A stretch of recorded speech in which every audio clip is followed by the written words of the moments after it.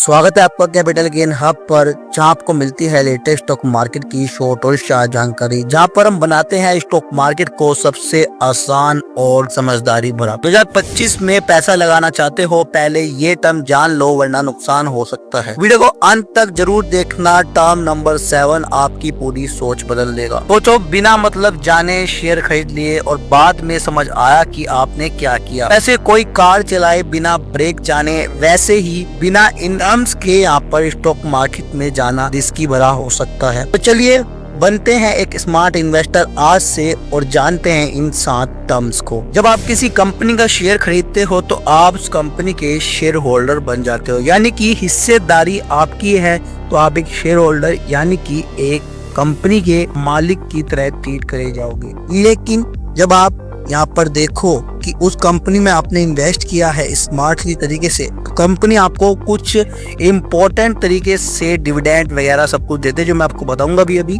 लेकिन फिलहाल आप समझो कि कंपनी में शेयर होल्डर कई प्रकार के भी होते हैं, जैसे प्रमोटर्स, FII, DII, उसके साथ साथ पब्लिक।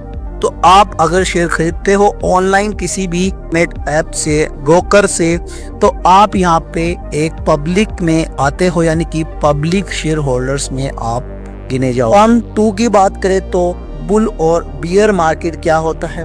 बुल मार्केट वो होता है जब मार्केट ऊपर जाता है, बियर मार्केट वो होता है जब मार्केट नीचे जाता है। बट आप अगर देखो कि आपको शेयर कब खरीदने चाहिए, आपको शेयर खरीदने चाहिए बियर मार्केट में। जी हाँ, जब दोस्तों मार्केट नीचे गिरती है तब आप शेयर को बेचने लगते हो। बट वही समय होता है जब आपको शेयर असल में खरीदने होते हैं, क्योंकि वो समय पे सब लोग पैनिक सेलिंग करते हैं और यहाँ पे समझदार इन्वेस्टर उस समय पे अपने शेयर्स को खरीदते हैं ताकि वह गिरावट में खरीद के टॉप पर बेच सके। टर्म 3 की बात करें तो मार्केट कैपिटलाइजेशन क्या होता है वो समझते हैं।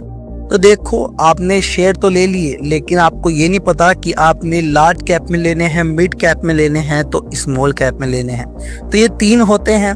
लार्ज कैप बड़ी कंपनियां और सेफ कंपनियां भी होती है, जिसमें आपको सबसे लो रिस्क मिलता है। मिड कैप में यहाँ पर मीडियम रिस्क होता है। स्मॉल कैप में सबसे ज्यादा रिस्क भी होता है और सबसे ज्यादा मुनाफा भी होता है। 4 की बात करें, P ratio, price to earning ratio क्या होता है। ये बताता है कि यहाँ पर कोई शेयर महंगा है या फिर सस्ता।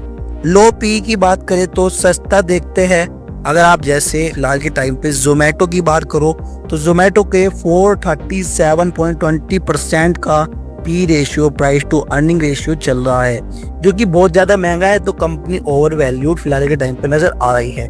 उसी के अपोजिट अगर आप HCL का शेयर देखो, उसका यहाँ पे P रेशियो 39.7% का चल रहा है, जो कि लो भी है और एक PSU कंपनी भी है। तो यहाँ पर एक अच्छा साइन क्रिएट हो जाता है। टर्म 5 की बात करें तो डिविडेंड क्या होता है वो समझते हैं। कुछ कंपनियां प्रॉफिट से अपने शेयर होल्डर्स को पैसा देती है, उसे डिविडेंड कहते हैं। जैसे कि अगर आप देखो यहाँ पे रिलायंस इंडस्ट्री ने अभी पीछे अपने शेयर होल्डर को यहाँ पे रिटर्न दिया था। उसके साथ साथ इरकॉन इंटरनेशनल ने, IRFC ने यहाँ पर डिविडेंड पे किया था अपने शेयर होल्डर्स को।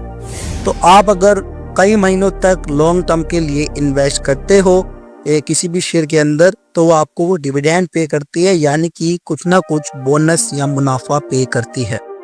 लॉन्ग टर्म में ये आपके लिए बहुत ही ज्यादा प्रॉफिटेबल हो सकता है। टर्म 6 की बात करें तो पोर्टफोलियो क्या होता है वो समझते हैं। जैसे कि मान के चलो आपके पास वो 1 लाख रुपए है, तो 1 लाख रुपए आपने एक कंपनी में लगाने की बजाय आपने 5 कंपनियों में अलग अलग सेक्टर के शेयर खरीद लिए, तो आपका एक पोर्टफोलियो क्रिएट हो गया, यानी कि आप एक सेफ जोन में हो।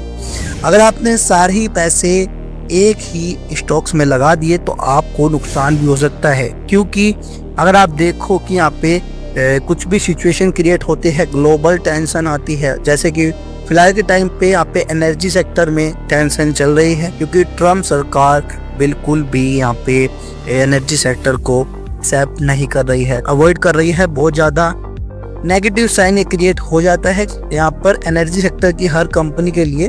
यहाँ पर आप उसमें अगर इन्वेस्ट करते हो तो रिस्क बढ़ जाता है। तो मेरा मानना यह है कि सारे अंडे एक ही टोकरी में मत रखो, अलग अलग टोकरी में रखो, ताकि एक अगर टोकरी गिरे तो सारे अंडे ना फूटे। 1-7 की बात करते हैं अब अपने रिस्क एपिटाइट क्या होता है। आप कितने रिस्क ले सकते हो। अगर थोड़ा नुकसान देखकर घबरा जाते हो तो SIP और सेफ फंड आपके लिए सही रहेगा, क्योंकि अगर आप देखो कि यहाँ पे सबसे ज़्यादा स्मार्ट इन्वेस्टर SIP ही करते हैं और थोड़ा थोड़ा हर महीने इन्वेस्ट करके यहाँ पे लाखों रुपए कमा रहे हैं। अगर आपको SIP के ऊपर एक पर्टिकुलर वीडियो चाहिए अलग से सेपरेटली, मैं आपके लिए बना दूंगा। बस वीडियो के नीचे आपको कमेंट करना है SIP। अब आप स्टॉक मार्केट की भाषा बोलना सीख चुके हैं। कमेंट में बताओ इनमें से कौन सी टर्म आपके लिए नया था। वीडियो को लाइक करो, चैनल को करो सब्सक्राइब और शेयर भी कर दो उन दोस्तों को जो आज भी बोलते हैं कि शेयर मार्केट यहाँ पे डरावना है। मिलते हैं अगली वीडियो में, तब तक के लिए जय हिंद, जय भारत, धन्यवाद।